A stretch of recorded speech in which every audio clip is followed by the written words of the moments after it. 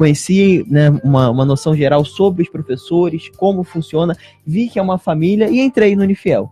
Naquele mesmo dia que ele me apresentou, eu fiz a inscrição para o vestibular, fui aprovado no vestibular, sou bolsista no Unifiel, tenho uma bolsa no Unifiel de 50%, que é uma bolsa que está amplamente aberta, né, para qualquer um que queira se inscrever e concorrer a essas bolsas também, como essas 5 bolsas integrais para cursos presenciais que o senhor falou, e passei a cursar o curso de Direito. Estou agora no 6º semestre e feliz, muito feliz com o resultado que tenho tido no Unifiel. É diferenciado, né? O Unifiel, ele traz para você uma experiência única, porque o Unifiel é uma casa de grande produção acadêmica. O Unifiel, você é recebido como uma família, você tem os professores muito perto de você para te auxiliar, e assim, você vê uma sala do Unifiel, você tem alunos de 20, 30, 40, 50 anos convivendo, estudando direito e sendo aperfeiçoado por esses professores tão capacitados que fazem parte do corpo docente do Unifiel. É bárbaro o seu testemunho. É bárbaro o seu testemunho. Não é uma pessoa que veio do Rio de Janeiro, que não conhecia Direito São Paulo, mas que tinha o desejo de estudar Direito especificamente, que foi buscar na internet possibilidades. Eu sei que a sua mãe mora em Barueri, razão porque você tinha a intenção de fazer Direito num lugar que não fosse muito longe da sua casa, pesquisou na internet, encontrou algumas possibilidades e acabou conhecendo o Unifiel e tomando a decisão de cursar Direito no Unifiel e jamais se arrependeu disso. Porque realmente a nossa escola é uma escola muito tradicional, é uma escola de 50 anos, é uma escola que sempre primou pela qualidade do ensino, que tem professores maravilhosos, que tem tantos cursos de graduação, que tem alguns cursos de pós-graduação em estrito senso, uma coisa absolutamente inusitada na cidade de Osasco. Nós temos um curso de doutorado em psicopedagogia, em psicologia educacional, além de um curso de mestrado nessa mesma área e além do nosso mestrado de Direitos Humanos Fundamentais, já há 14 anos, sob o comando da professora Ana Cândida da Cunha Ferraz, e da qual em relação a quem eu tenho aquele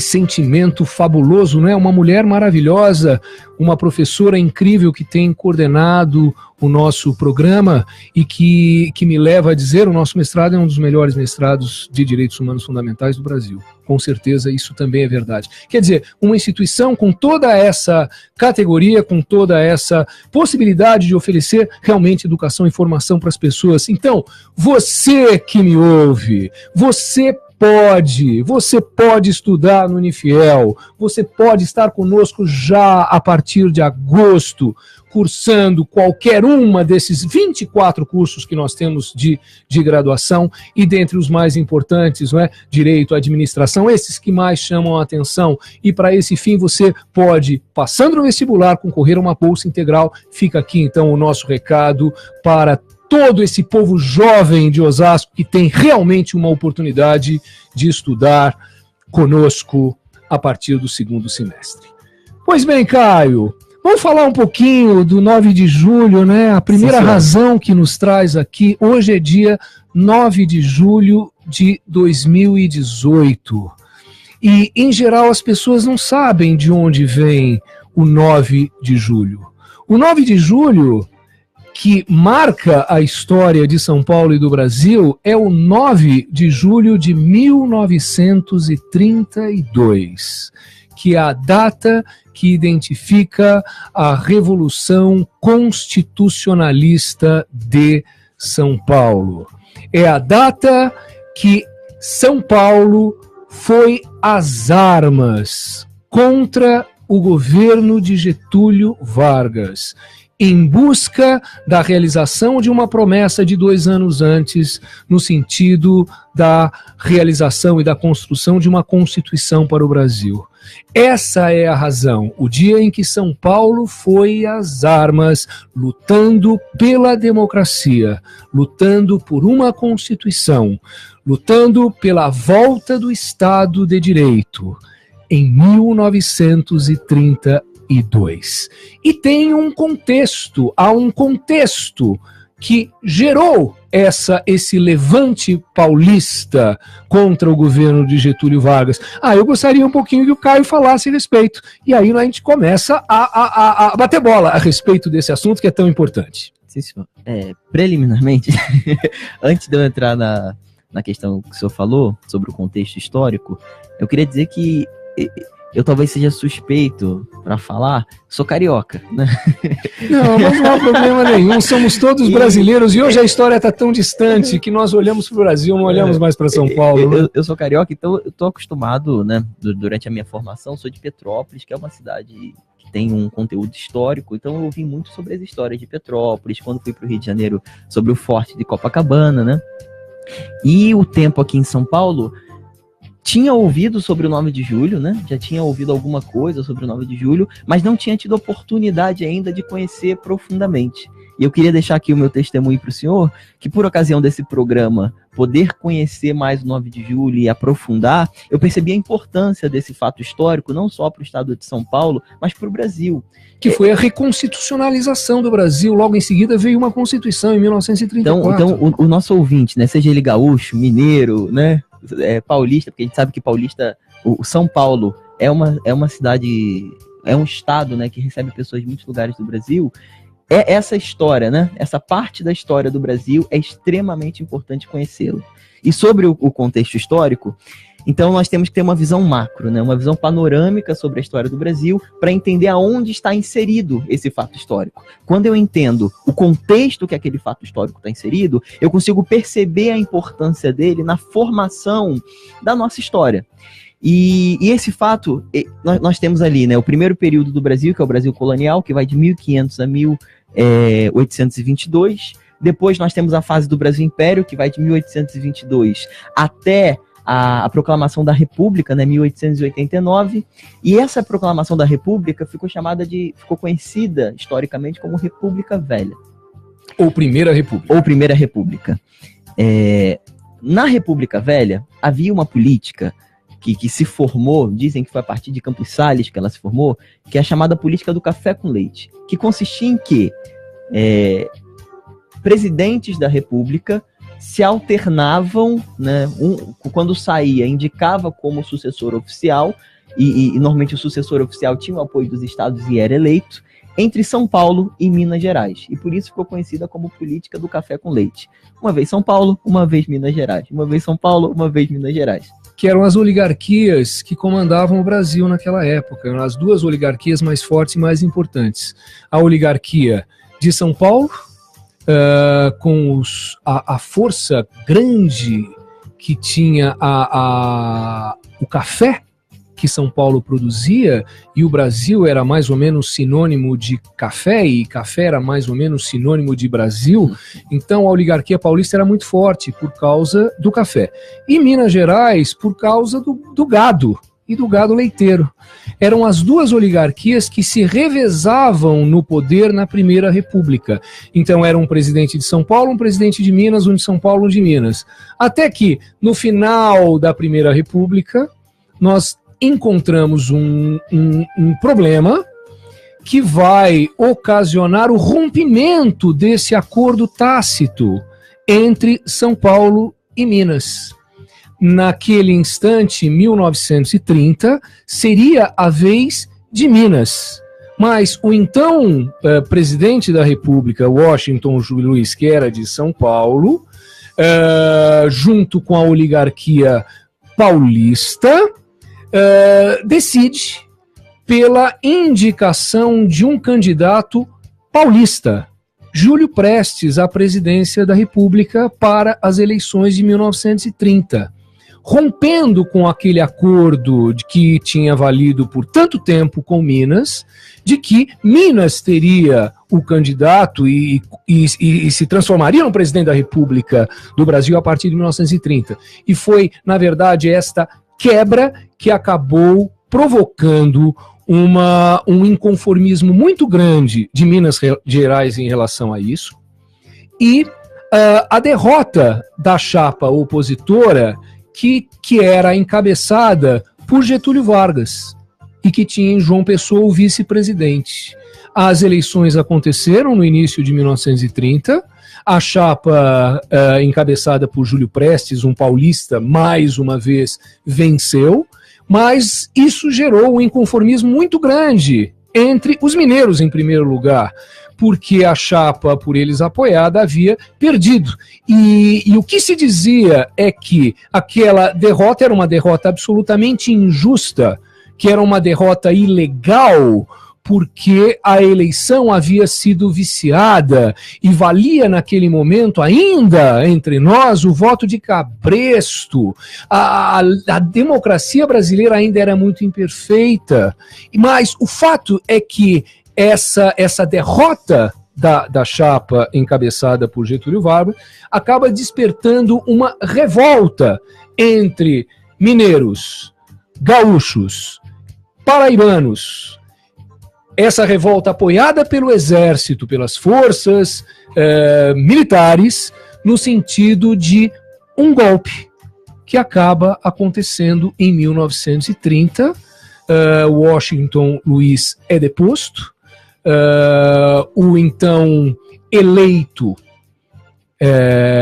Júlio Prestes não assume, e no seu lugar Getúlio Vargas suspende a Constituição, marcha até o Rio de Janeiro, passando por São Paulo.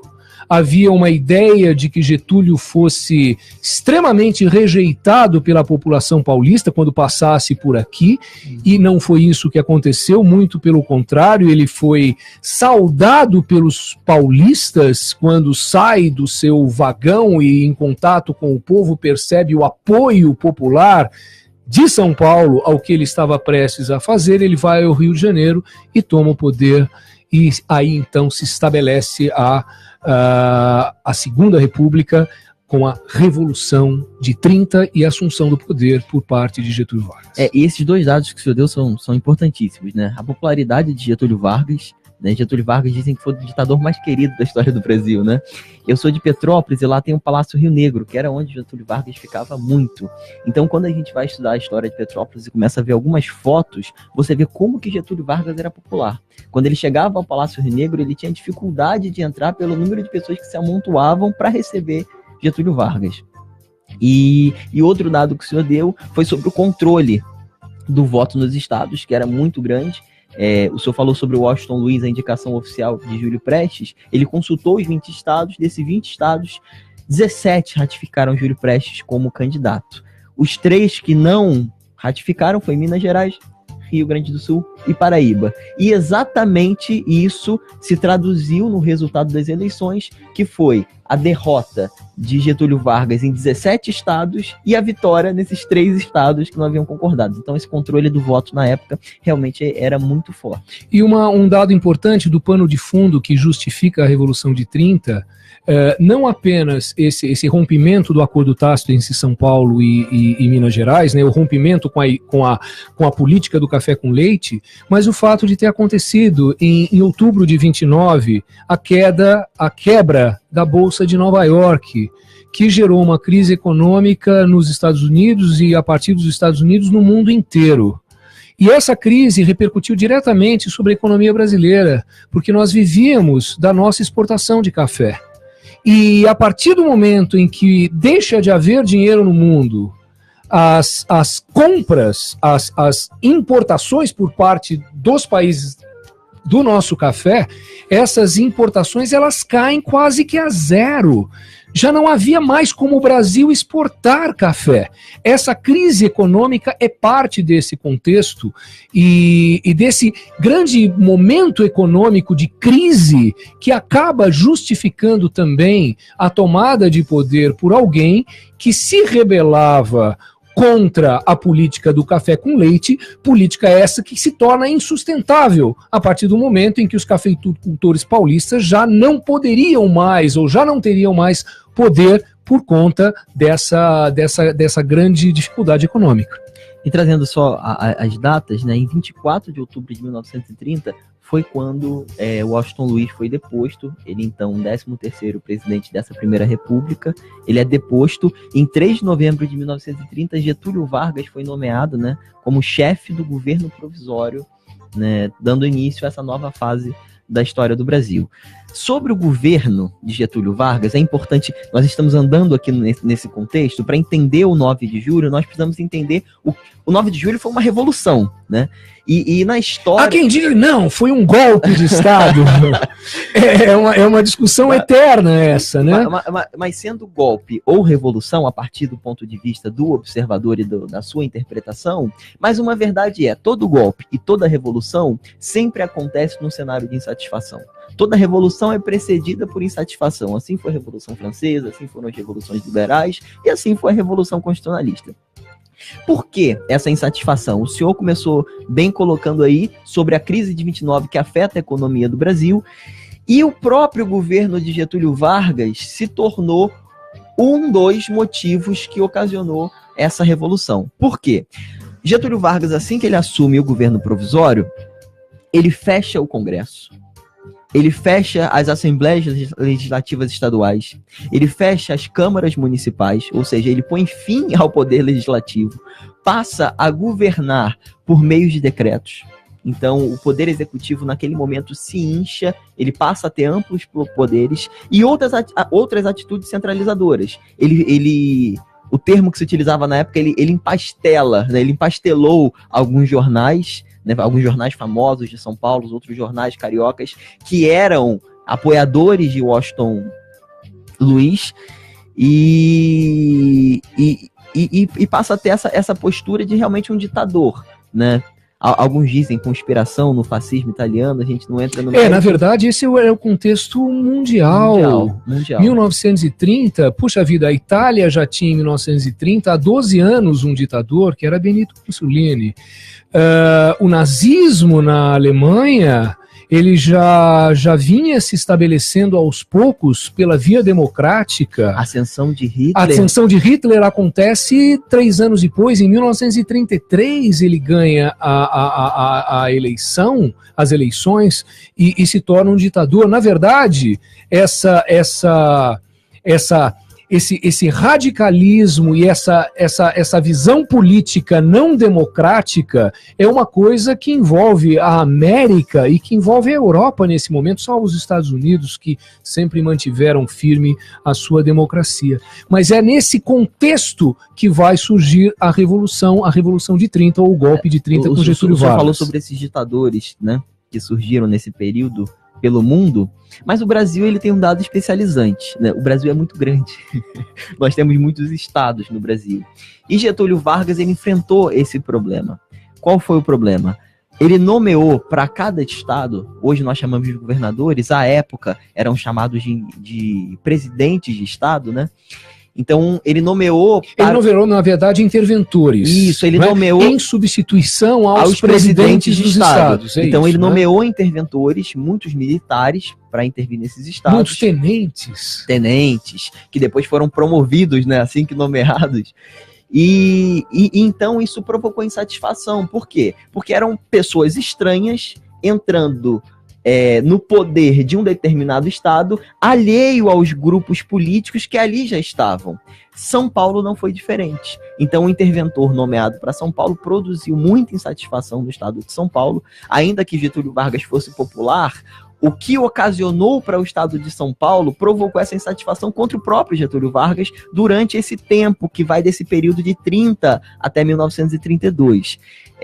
E aí, um dos partidos que havia apoiado Getúlio Vargas, o Partido Democrático, se une ao Partido Republicano Paulista, e esses dois partidos formam a Frente Única Paulista, que fazia oposição ao Partido Varguista, né, que era o Partido... PPP, o Partido Popular Paulista. Isso, exatamente.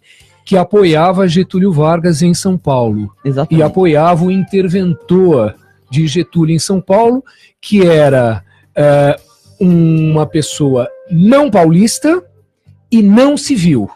Então, por esses dois motivos, além do nomeante, que era Getúlio Vargas, um ditador, tudo isso desagradou muito a oligarquia paulista, os cafeicultores e São Paulo como um todo, com o passar das semanas, dos meses de ditadura de Vargas. E aqui, né, exatamente aqui, nesse ponto da história, nós estamos chegando no clímax né, do 9 de julho, que é o que provoca a Revolução Constitucionalista.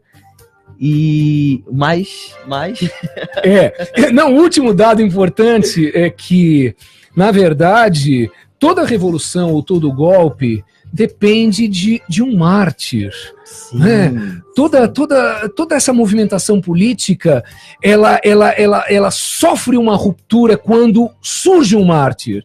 E o que os historiadores dizem é que Getúlio Vargas não deu um mártir a São Paulo, deu 4, que eram 4 jovens que resolveram invadir o PPP, que tinha sede na esquina da Barão de Itapetininga com a Praça da República, no dia 23 de maio. E ao invadirem a sede desse partido, foram recebidos a bala. E 4 desses jovens morreram. E isso provocou, então, e deu mais uma razão para que o povo paulista se tornasse extremamente insatisfeito, revoltado e decidisse ir à luta e às armas contra o governo de Getúlio Vargas. São 11h30 nesse instante e nós precisamos do nosso intervalo comercial. Nós voltamos daqui a pouquinho, continuando a conversar sobre a Revolução de 30 e sobre a Revolução Constitucionalista Paulista de 1932. Exato. Daqui a pouco. Nova Difusora. Eu acredito. Eu acredito. Eu acredito. Eu acredito. Eu acredito. Elas acreditam numa vida normal, na superação. Elas acreditam e a cada conquista acreditam mais. Nós acreditamos. Por isso, existe a ACD, Associação de Assistência à Criança Deficiente. Ligue 0800 771 7878 e contribua. A ACD. Quem acredita, doa.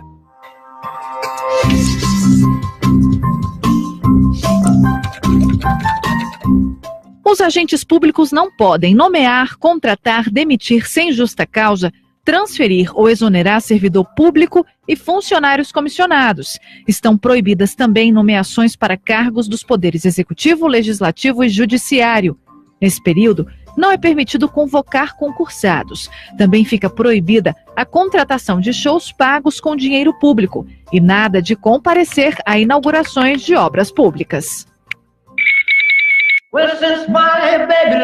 Olá pessoal, eu Ed Dana, cover do Elvis Presley, estou aqui para convidá-los a um show maravilhoso, um show social que vai acontecer no dia 21 de julho, sábado, às 19 horas, no Teatro Glória Giglio. O show Elvis Forever. Convide seus amigos, familiares, espero todos lá. O show é social em prol do Lar Bussocaba. Você troca um pacote de fraldas geriátricas pelo ingresso. Show social Elvis Forever. O show que vai trazer Elvis Presley ajudando a terceira idade de Osasco.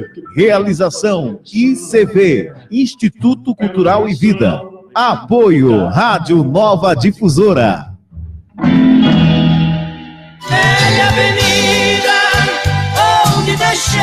Alô amigos, o Bom Filho, a casa retorna. E nós estamos de volta, né Manuel? Na Nova Difusora, a partir das 6 horas da manhã. Prepara um cafezinho quente para nós e estaremos com todos vocês em todas as manhãs de segunda a sexta-feira. Joaquim e Manuel. Me daria felicidade todo teu calor, mataria a sede deste louco amor. Onde está meu título? Todo ano de eleição rola a mesma pergunta, mas em 2018 seu título tá na mão. É só usar o app e-Título, simples e rápido. Você pega o seu celular ou tablet e baixa o aplicativo disponível na App Store e Google Play. Depois é só acessar e inserir os seus dados. Pronto! A via digital do seu título de eleitor está aqui. Se você já tiver feito o cadastro biométrico, seu título digital virá com foto e você nem precisa levar outro documento no dia da eleição. Muito mais prático. Mas se você ainda não fez a biometria, seu e-título precisa ser usado junto com um documento oficial com foto. Não falei? Seu título está na mão. É a Justiça Eleitoral inovando e modernizando. Como sempre.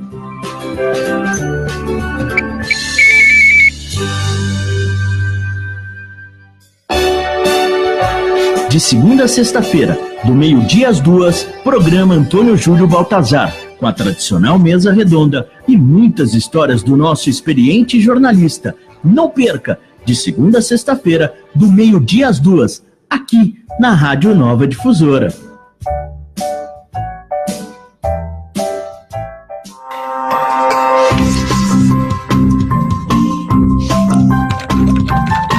Durante a campanha eleitoral, qualquer consulta ao eleitorado sobre as eleições só pode ser feita por pesquisas eleitorais. Esses estudos precisam obedecer critérios estabelecidos pelo Tribunal Superior Eleitoral e pela legislação. Uma forma mais informal de questionar a vontade do eleitor é a enquete. Mas atenção, enquetes só são permitidas até o dia 20 de julho. Depois disso, é proibida a realização desse tipo de pesquisa.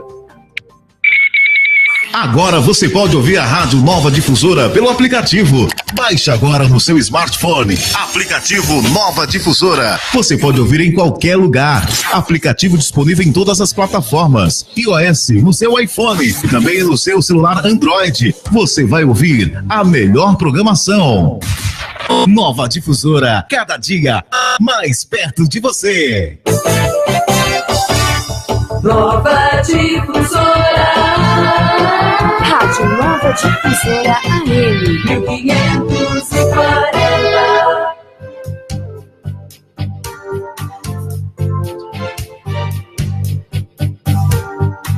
Unifiel, 60 minutos de volta. E eu sou Costa Machado, o professor Costa Machado, e tenho aqui ao meu lado o meu assistente, o meu querido amigo Caio Igreja, e nós estamos conversando hoje sobre o 9 de julho. Hoje é feriado em São Paulo e essa data é particularmente importante para nós paulistas e ela é particularmente importante para o Brasil. Mas antes de nós prosseguirmos com a nossa conversa sobre o 9 de julho, eu quero lembrar mais uma vez, você osasquense, você paulistano da Zona Oeste, o nosso Unifiel realiza nesse dia 14 de julho é a data de uma outra grande revolução, a maior de todas as revoluções libertárias da história da humanidade, a Revolução Francesa. Em 14 de julho caiu a Bastilha. Este foi o fato determinante da instauração da Revolução Francesa, esse é o marco, não é? Mas no dia 14 de julho, nós temos o nosso vestibular de inverno no Unifiel. Você pode se inscrever pelo site para o nosso vestibular. A sua inscrição é gratuita. E submetendo-se ao vestibular e sendo aprovado, você passa a concorrer ao sorteio de 5 bolsas integrais. Uma para o curso de Direito, uma para o curso de Administração, outra para o curso de Fisioterapia, outro para o curso de Psicopedagogia e para a última bolsa para um curso tecnólogo, Estética, Comercial, RH e Gestão Financeira.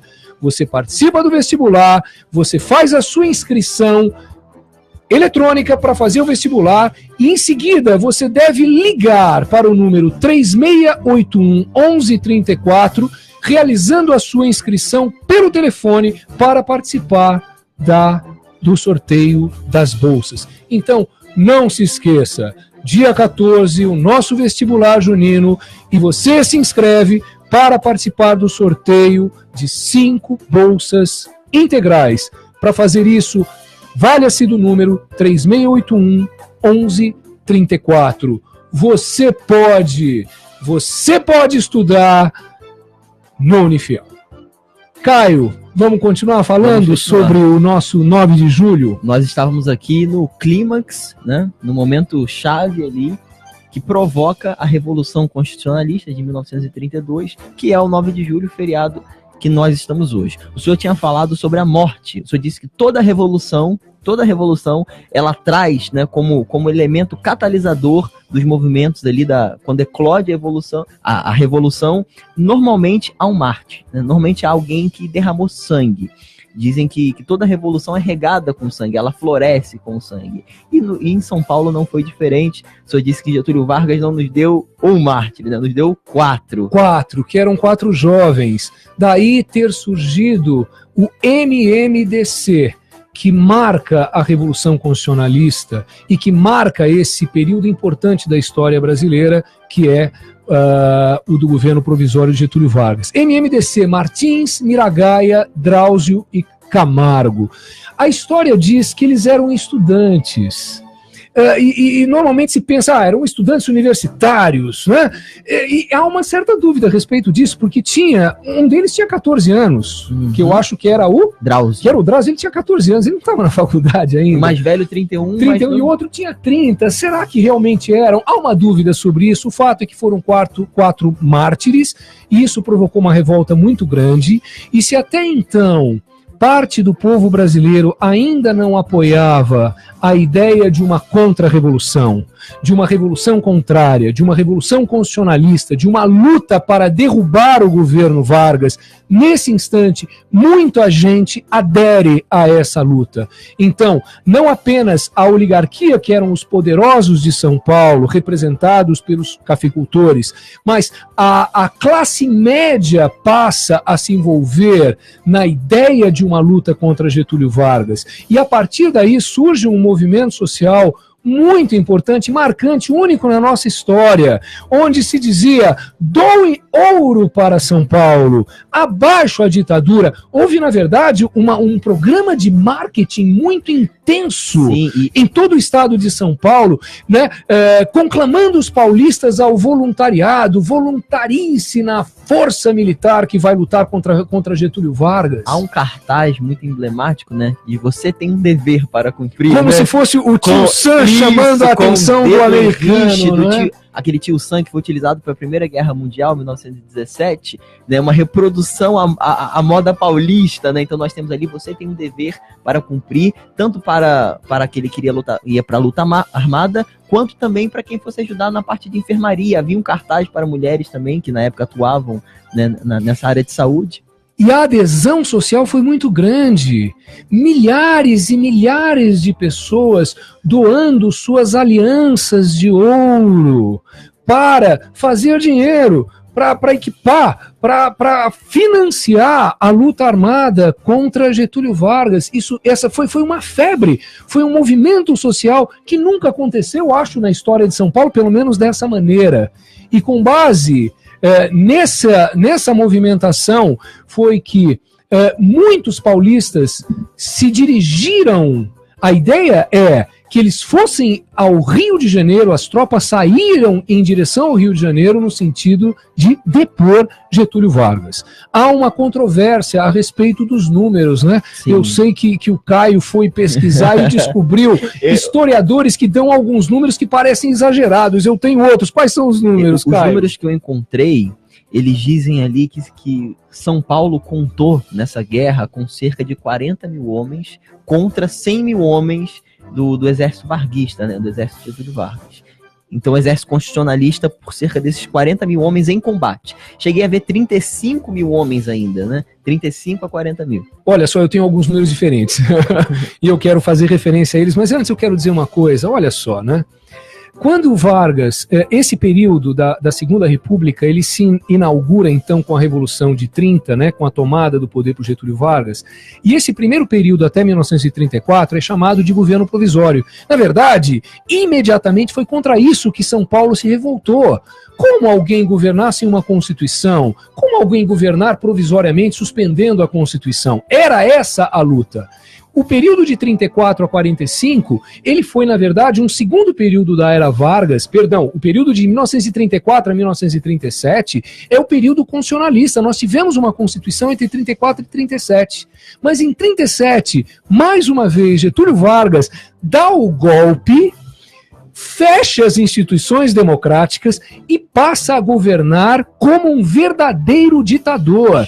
E esse período é chamado de Estado Novo, e ele vai até 1945, quando Getúlio é deposto por conta da febre democrática que invadiu o mundo, e por conta dos aliados que ganham a guerra dos nazistas, apoiados pelo Brasil, que tinha no seu comando um ditador. Quer dizer, ficou uma coisa absolutamente incompatível e Getúlio Vargas, então, é derrubado. Mas nós precisamos voltar aqui para o primeiro período, e deixa eu só dizer mais uma coisa, não é? Quando Vargas assume o governo em 30 e estabelece o governo provisório, ele rompe com todos os princípios democráticos. Já não havia mais separação de poderes, como o Caio deixou claro. Ele fecha o Congresso, ele encerra a atividade das Assembleias Legislativas e das Câmaras, tinham outros nomes naquela época. Quer dizer, ele legislava por meio de decretos, não havia mais separação de poderes, ele suspendeu a Constituição. Estado de Direito significa constitucionalidade, vigência de uma Constituição.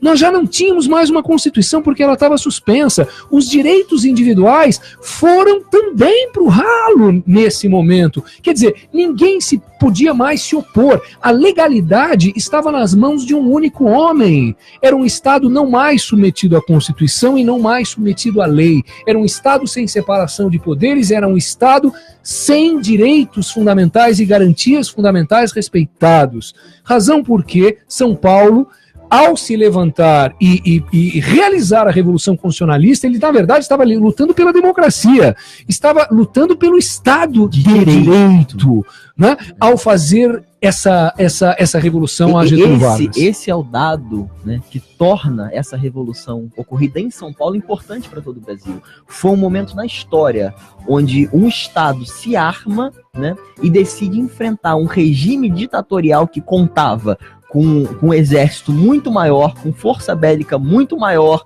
com força midiática muito maior de propaganda, mas ele decide enfrentar por conta de uma Constituição, pela defesa do Estado de Direito, pela defesa da separação de poderes, pela defesa do respeito aos direitos fundamentais. Então isso, para o mundo jurídico, né, e para o mundo dos fatos, para o mundo político foi muito importante. Muito importante. Isso é muito. O 9 de julho é muito importante.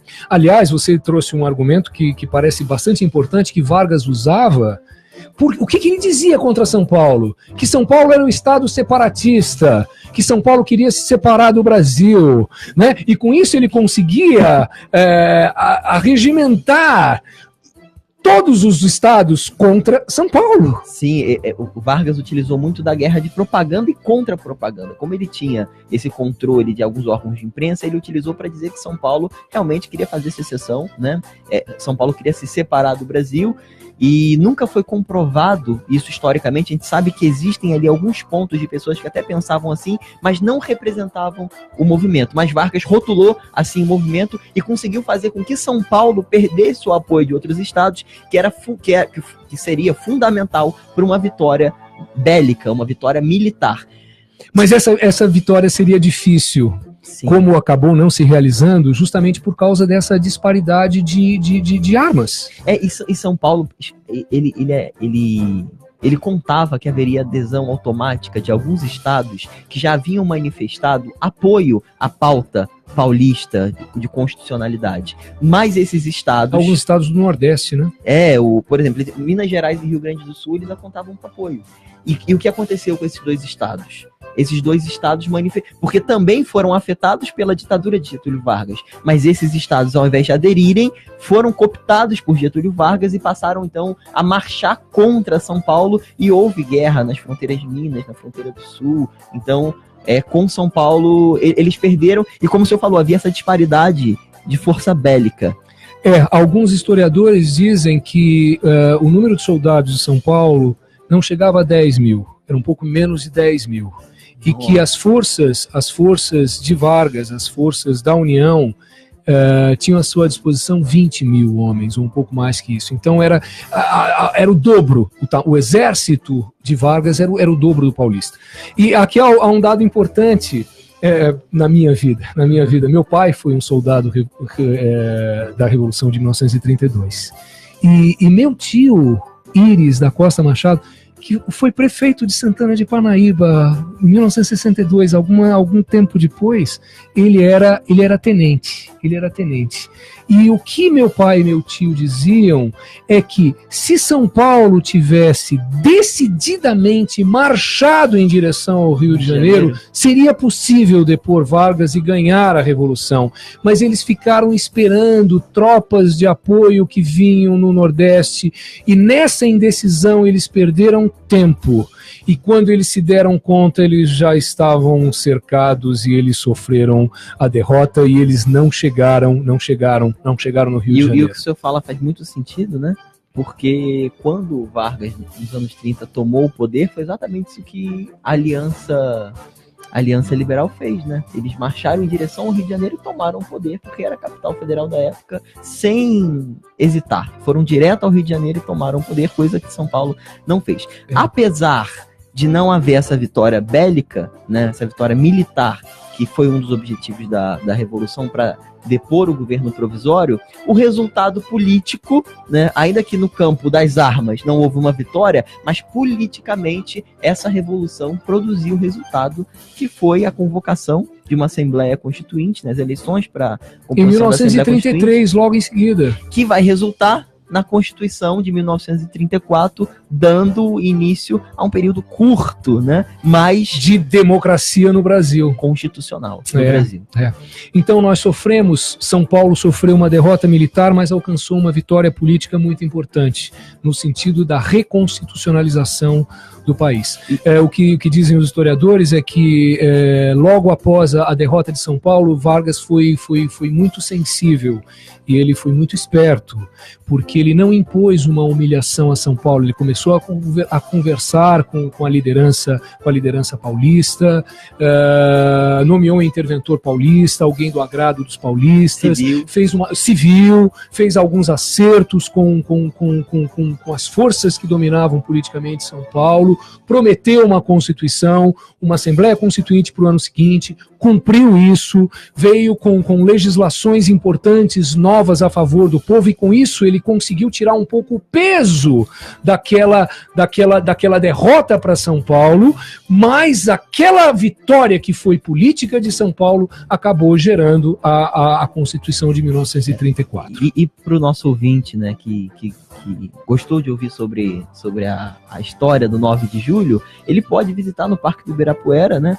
Ali tem um mausoléu com os restos mortais do MMDC, desses 4 jovens. Ali também há um fato histórico importante ali, um militar, que eu não me recordo o nome aqui agora, mas que ele foi obrigado a cavar a própria cova porque ele não queria entregar os exércitos constitucionalistas, aonde que estavam as tropas.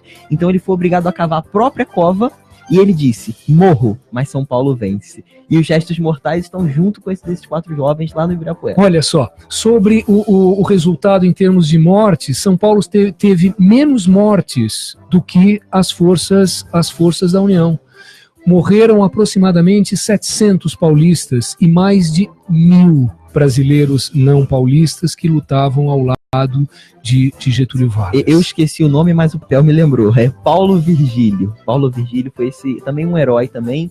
E o nome desses 4 jovens estão inscritos no livro dos heróis da pátria, né? Entraram para o livro dos heróis da pátria. Em relação a esse mausoléu que existe no Ibirapuera, já faz alguns anos que meu irmão e eu temos sonhado em levar os restos mortais do meu pai Nelson da Costa Machado e do meu tio Íris da Costa Machado, que lutaram a Revolução Constitucionalista, para esse mausoléu.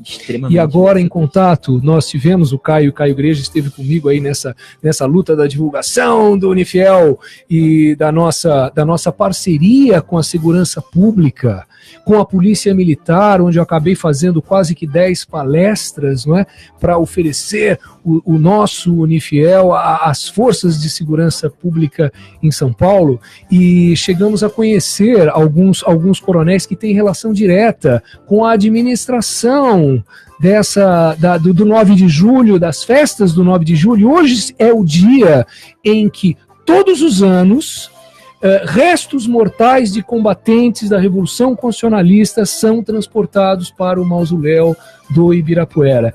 E eu desejo que no próximo ano, no máximo no outro, os restos do meu pai, Nelson da Costa Machado, e do meu tio Íris da Costa Machado também repousem ali naquele mausoléu, em homenagem a São Paulo e à democracia brasileira. A Revolução Constitucionalista é um dado importantíssimo na história do Brasil, porque ela determinou uma Constituição democrática em 1934, e apesar do retrocesso depois de 37 a 45, nós tivemos uma Constituição democrática outra vez em 1946. Depois tivemos mais uma ditadura por 20 anos e finalmente chegamos a 1988, né, com a nossa Constituição Cidadã e com a inauguração definitiva da democracia no Brasil, né, que já vai alcançar esse ano 30 anos, né, 88, 98, 30 anos de democracia.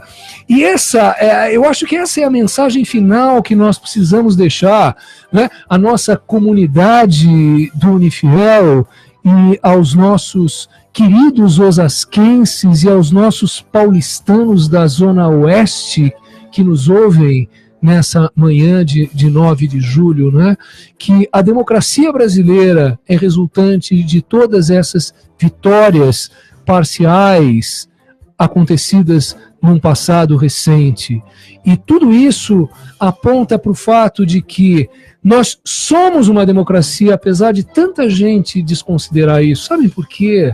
Porque na democracia ninguém manda sozinho. Nós temos as nossas instituições funcionando. E nesses 30 anos, apesar de todas as crises que nós enfrentamos, todas as crises políticas, a queda de um presidente da República, apesar do mensalão, apesar do petrolão, da Lava Jato, de tudo isso, ninguém pensou em fechar o Congresso Nacional. Né? A presidência da República foi preservada, as nossas instituições democráticas estão preservadas, o Poder Judiciário atuando como nunca, a Constituição sendo feita valer e sendo defendida. Nós criticamos o Supremo Tribunal Federal, mas ele é o guardião da Constituição e ele tem realizado esse papel, mesmo em meio a essa crise toda, e os nossos direitos fundamentais têm sido preservados, né? As nossas liberdades, a nossa liberdade de ir e vir, a nossa liberdade de pensamento, a nossa liberdade de expressão, a nossa liberdade religiosa, uma coisa fabulosa que o brasileiro tem, tantos bilhões nesse mundo hoje não tem, a nossa liberdade de culto, de associação, de reunião, os nossos direitos sociais, o nosso direito ao trabalho, o nosso direito à previdência. Nós temos sim direito à previdência, o nosso direito à saúde, o SUS não funciona como gostaríamos, mas ele funciona sim, o nosso direito à educação, tudo isso está em funcionamento no Brasil. Nós somos uma democracia, somos livres e qualquer pessoa em sã consciência há de reconhecer isso, nós somos livres e com o direito ainda de voto e o direito de se eleger, se você sente esse desejo.